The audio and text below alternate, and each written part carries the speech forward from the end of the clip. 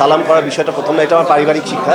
যদিও পায়ে ছুঁয়ে সালাম করাটা আমাদের ধর্মীয় মতের নিষেধ আছে, তারপর আমি সিনিয়রদের যখনই মঞ্চে পাই, যখন মঞ্চে রোজিনাপা থেকে শুরু করে সিনিয়র শিল্পীরা যারা যখনই থাকে, আমি প্রত্যেককেই পা ছুঁয়ে সালাম করি, দোয়া নেই।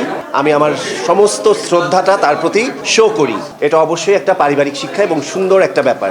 আর আনফর্চুনেটলি এই আলোচনাটা বা সমালোচনাটা খুব পজিটিভ এবং খুব সম্মানের সাথেও হতে পারতো, হ্যাঁ, কিন্তু ওই যে একদল শুরু করে দিলে সেই জায়গাটাই বাদবাকিগুলো সব ওইদিকে দৌড়াতে থাকে। এটা আমার ব্যাড লাক বলবো যে ঘটনাটা রাতের বেলা যেরকম পজিটিভ ছিল, সকালবেলাও পরের 2 দিন ওই রকম পজিটিভ থাকলে হয়তো বা তাদেরকে এত কথা শুনতে হতো না বা ঘটনাটা ওরকম হতো না। ঘটনাটা পুরোটাই একটা পজিটিভ হতো এবং এটা সুন্দর জিনিস হতো।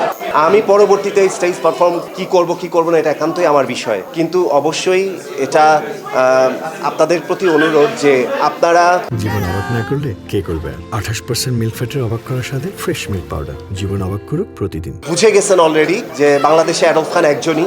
আমি যা করছি আমার সাথে, আমার অ্যাক্টিভিটিস বা আমার ক্রাইটেরিয়ার সাথে আমাদের দেশের আর্টিস্টদের খুব একটা মিল নেই। আমি একটু ব্যতিক্রমী হাঁটি এবং ব্যতিক্রমী সব কিছু উপস্থাপন করার চেষ্টা করি, দেওয়ার চেষ্টা করি।